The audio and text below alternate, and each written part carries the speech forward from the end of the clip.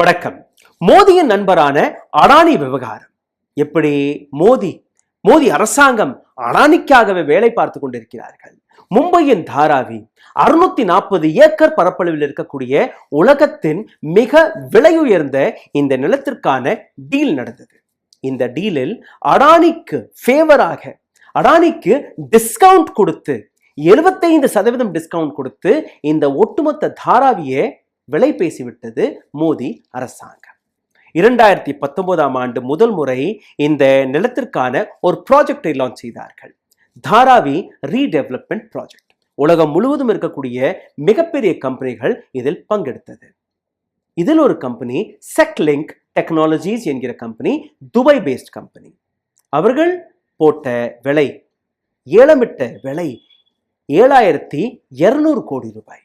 இதற்கு அடுத்தபடியாக அடானி குரூப் போட்ட தொகை 4539 கோடி ரூபாய்.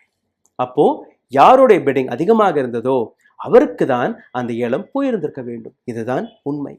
ஆனால் அந்த கம்பெனிக்கு கொடுக்காமல் அந்த ப்ராஜெக்டையே கேன்சல் செய்து விட்டது அரசாங்கம். அதாவது என்ன நடந்தாலும் தெரியாது, இந்த ப்ராஜெக்ட் அடானிக்கு மட்டும்தான் போக வேண்டும் என்று.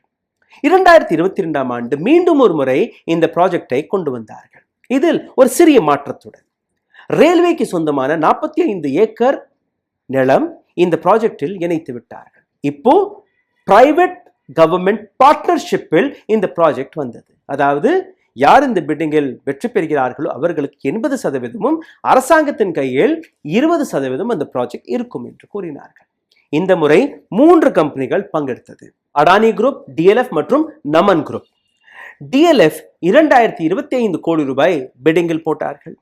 அடானி குரூப் 5069 கோடி ரூபாய். மூன்றாவது கம்பெனியான நமன் குரூப் டிஸ்குவாலிஃபைடு என்று கூறிவிட்டார்கள். அதாவது டெக்னிக்கல் கிரைட்டீரியாவில் நீங்க மேட்ச் ஆகவில்லை என்று. உண்மையிலேயே நேச்சுரலா அடானிக்கு இந்த ப்ராஜெக்ட் போய்விட்டது. ஆனால் இந்த ப்ராஜெக்ட் அடானி கையில் போன உடனேயே முதல் பிட்டிங்கில் 7200 கோடி ரூபாய், அதாவது அடானி ஏலத்தில் கேட்ட தொகையை விட 1.5 மடங்கு அதிகமாக கேட்ட அந்த கம்பெனி மும்பை ஹைகோர்ட் கதவை தட்டுகிறது. எப்படி நீங்க அடானிக்கு மீண்டும் ஒருவரை கொடுக்கலாம்? இதற்கு ஏற்கனவே இந்த பிரச்சனை வழக்காக இருக்கிறது.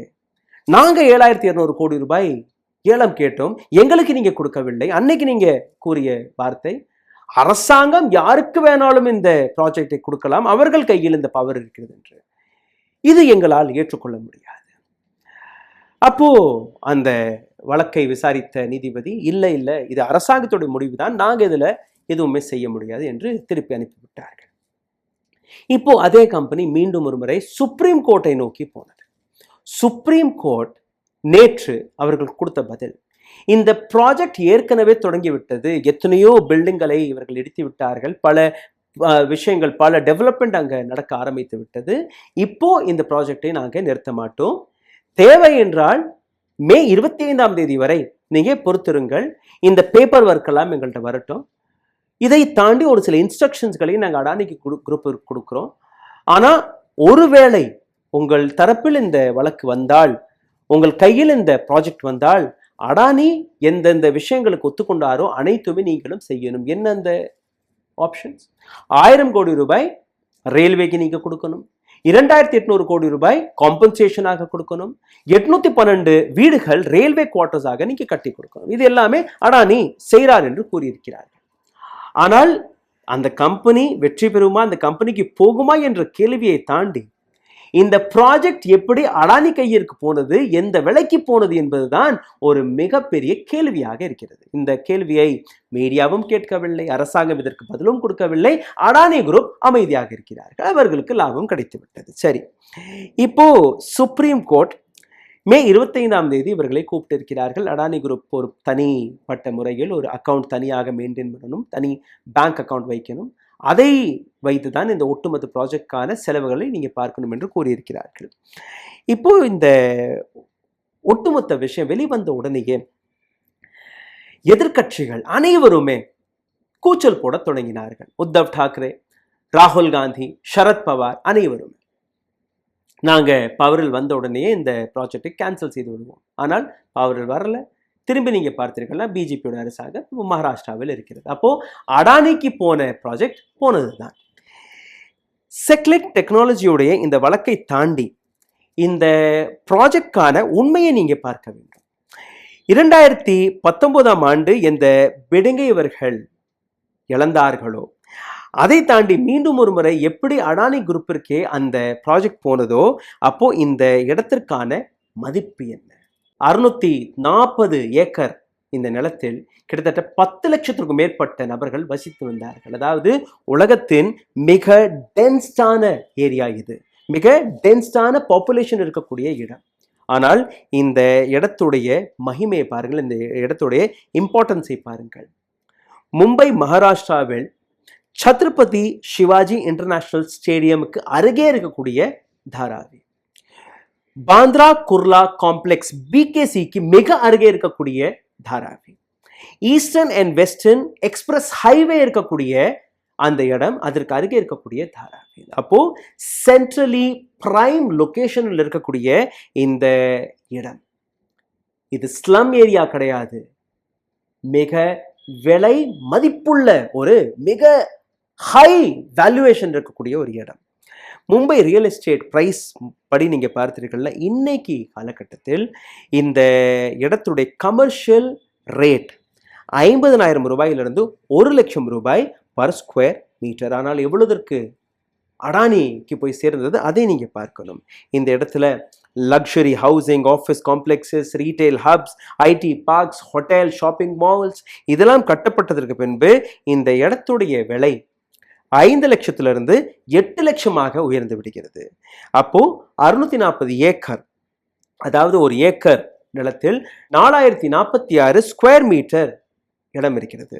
ஒரு ஏக்கர்ல 4046 ஸ்கொயர் மீட்டர்ஸ் இருக்கிறது. இந்த கணக்குப்படி நீங்க பார்த்தீர்கள்னா இன்னைக்கு விலைப்படி இந்த ஒட்டுமொத்த ப்ராஜெக்டுக்கான விலை 12,950 கோடி ரூபாய். அடிமாட்டு விலைக்கு போனால் கூட 12,950 கோடி ரூபாய் வெறும் நிலத்திற்கான விலை மட்டுமே. மார்க்கெட் வேல்யூ, அதாவது சாதாரணமாக நீங்களும் நானும் போய் வாங்க போனோம்னா இந்த ஒட்டுமொத்த இடத்திற்கான வேல்யூவேஷன் 20,725 கோடி ரூபாய். ஆனால் எவ்வளவு ரூபாய்க்கு அங்க கிடைத்தது? இப்போ இருக்கக்கூடிய மார்க்கெட் வேல்யூ இன்னொரு லிஸ்டை நீங்க பாருங்கள். இது அங்க இருக்கக்கூடிய லேண்ட் வேல்யூவேஷன். நிலமாக நீங்க போய் வாங்கினீர்கள்னா தாராவி என்கிற இந்த இடத்தில் குறைஞ்சபட்சம் 20,700 ரூபாயிலிருந்து 32,500 ரூபாய் வரை பர் ஸ்கொயர் மீட்டர் இங்கே விலை போய் கொண்டிருக்கிறது. ரெசிடென்ஷியல் நீங்க வாங்க போனீர்கள்னா 46,000 அதுல இருந்து 66,000 வரை இந்த விலை போகிறது. ஆஃபீஸ் ஸ்பேஸ் வாங்க போனீர்கள்னா 53,000 80,000 ரூபாய் வரை அந்த விலை போகிறது. கடையாக நீங்க போய் பார்த்தீர்கள்னா 67,000 ரூபாயிலிருந்து 1 லட்சம் ரூபாய் வரை ஒரு ஸ்கொயர் மீட்டர் இடம். இண்டஸ்ட்ரியாக நீங்க போய் பார்த்தீர்கள்னா 46,000 66,700 ரூபாய் வரை எங்க விலை போய் கொண்டிருக்கிறது. இப்போ அடானிக்கு எவ்வளவு ரூபாயில் இது அடங்கியது என்று அதை நீங்க பாருங்கள். அவர் கட்டிய தொகை 5,069 கோடி ரூபாய். நிலம் 640 ஏக்கர். எங்க? Centre of Mumbai, Maharashtra, capital of Maharashtra. 1 acre நிலம் இவருக்கு கிடைத்தது 7,92,03,125 ரூபாய். அப்போ அதன்படி நீங்க பார்த்தீர்கள்னா ஒரு ஸ்கொயர் மீட்டர் இடம் இவருக்கு கிடைத்தது வெறும் 1,819 ரூபாய். சிந்தித்து பாருங்கள், எந்த நிலத்துடைய விலை 50,000 ரூபாய், 20,000 ரூபாய், 35,000 ரூபாயாக இருக்கிறதோ அந்த நிலத்திற்கான விலை வெறும் 1,819 ரூபாயாக கொடுத்திருக்கிறார்கள். இப்போ அங்க மால்ஸ் கட்டப்படும், பெரிய பெரிய மாளிகைகள் கட்டப்படும், கட்டடங்கள் கட்டப்படும், அந்த இடத்தில் ஷாப்பிங் காம்ப்ளெக்ஸ் எல்லாம் வரப்போகிறது. இதற்கப்புறம் அடானிக்கு போகக்கூடிய லாபத்தை மற்றும் சிந்தித்து பாருங்கள். எந்த அளவில் இந்த நாட்டு அரசாங்கமாக இருக்கட்டும், நீதிமன்றங்களாக இருக்கட்டும், அல்ல மீடியாவாக இருக்கட்டும், யாருமே எந்த விதமான கேள்வியும் கேட்பதல்ல. அடானிக்காகவே இவர்கள் வேலை பார்க்க தொடங்கிவிட்டார்கள். சிந்தித்து பாருங்கள். இந்த வீடியோ உங்களுக்கு பிடித்திருந்தால் தயவு செய்து கீழே கமெண்டில் உங்களுடைய கருத்துக்களை எழுதுங்கள்.